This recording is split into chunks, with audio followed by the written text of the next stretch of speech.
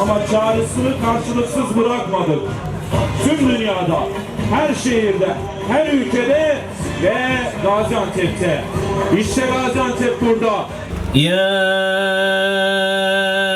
eyyühellezîne âmenû mâ lekum izâ qîle lekum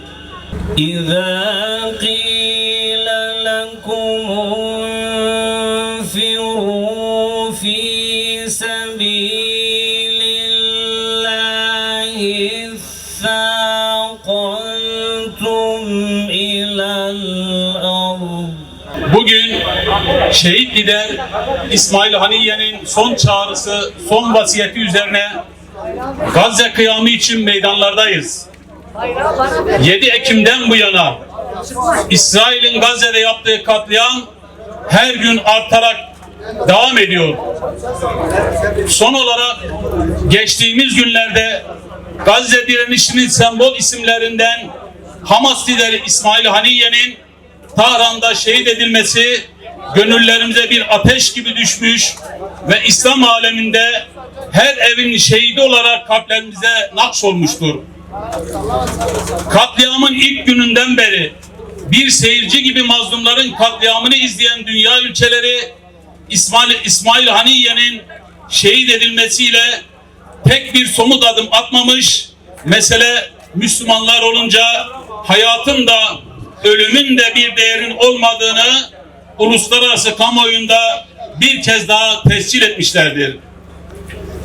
Bizim inancımızda bir Haniye şehit olsa da şehadeti 1000 Haniye doğuracaktır.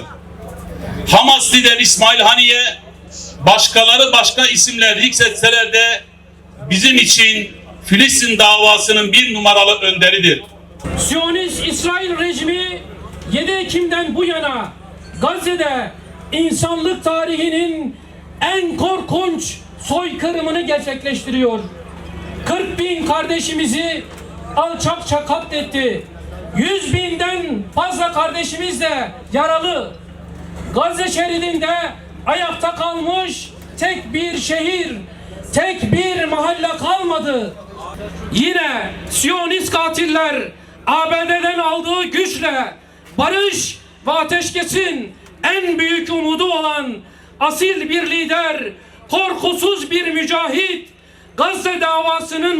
Gazze davasına ömrünü adamış İsmail Haniye'yi gözlerimizi dolduran, bileklerimizi sıktıran ve yüreklerimizi kahreden elim suikastle şehit ettiler.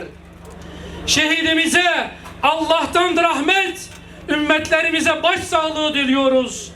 İnna lillah ve inna ileyhi Onlar Heniye'yi öldürdüklerini sanıyorlar. Oysa Allah yolunda öldürülenler ölüler değildirler. Ve onlar Rabbimizin katında rızıklandırılmaktadırlar. Onlar bu suikastlerle direnişi durduracaklarını, Filistin direncini kıracaklarını, özgürlüğe olan inancı yok edeceklerini sanıyorlar. Ama yine yanılıyorlar ve yanıldıklarını gün gelecek görecekler. Şehit Haniye'nin dediği gibi suikastlerin direniş güçlerini, Hamas'ı, Filistin halkını zayıflatacağını düşünenler büyük bir yanılgı içindedirler. Suikastler direnişi, Filistin halkını direnişi ve mücadeleyi yükseltmeye teşvik edecek, güçlendirecektir diyor. Bütün dünya bilsin ki İsrail bizim için devlet değil, terör örgütüdür. Ve bir terör örgütüne nasıl muamele edilmesi gerekiyorsa öyle muamele edilmelidir. İsrail bizim için emperyalizmin tetikçisi, yağmacısı, gasp çetesidir. İsrail yalanın, alçaklığın, namussuzluğun örgütlü biçimidir. Biz onların ne kadar korkak olduklarını, ihanetle yorulmuş ruhlarını çok iyi biliyoruz. Onlar ancak eman altında olanları öldürürler. Onlar sanıyorlar ki akıttıkları kan yanlarına kalacak.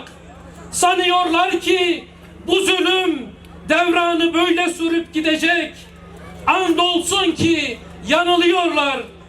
Çünkü biz biliyor ve inanıyoruz ki zulm ile abad olanın ahiri berbat olur. Andolsun biz bu hesabı kapatmayacağız. Bebek katili, vahşiler, soykırımcı Siyonistler, işbirlikçi emperyalistler döktükleri kanda boğulmadıkça durmayacağız. ABD ve Siyonist işgal çetesi Filistin'den defoldukça susmayacağız. Filistin toprakları Filistin halkınındır. Bir çakıl tanesinde bile meşru bir hakkı olmayan, Filistin'deki bir zeytin ağacı kadar bile tarihi olmayan İsrail, 139 ülkenin tanıdığı başkenti Kudüs olan Filistin devletinden def olup gitmelidir. Bizler Gaziantep'ten bütün uluslararası topluma, dünyanın vicdanı kararmamış liderlerine sesleniyoruz. Soykırımın durdurulması, bu vahşete dur denilmesi için uluslararası dengelere, reel politiğe, ulusal çıkarlara daha ne kadar kurban verilmesi gerekiyor? Susmak, vahşetin ortağı olmaktır. Gazze'de yaşanan soykırım bir an önce durdurulmalıdır. Derhal ateşkes sağlanmalı, ilaç ve gıda başta olmak üzere insani yardımın acilen önü açılmalıdır.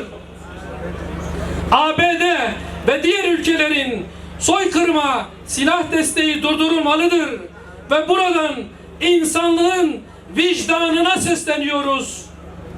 Soykırımın durdurulması için bütün insanlık ayağa kalkmalı. Meydanlar, sokaklar, caddeler özgür Filistin sloganlarıyla inletilmeli. Liderlere baskılar yapılmalıdır.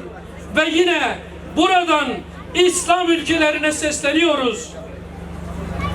Gün zulme, Siyonizme, emperyalizme karşı bir olma, vahdet şuuruyla bir araya gelme, insanlığın sesini yükseltme, mazlumlara, masumlara sahip çıkma günüdür. Yaşasın nehirden denize özgür Filistin, kahrolsun İsrail.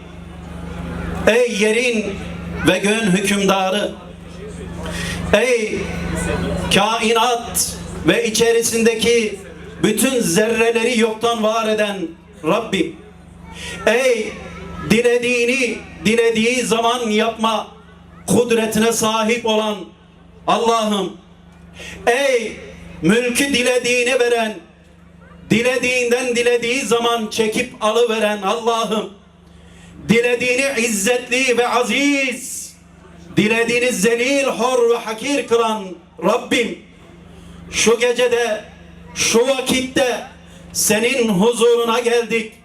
Ellerimizi gökyüzüne değil, senin izzeti dergahına açtık. Ellerimizi boş çevirme ya Rab.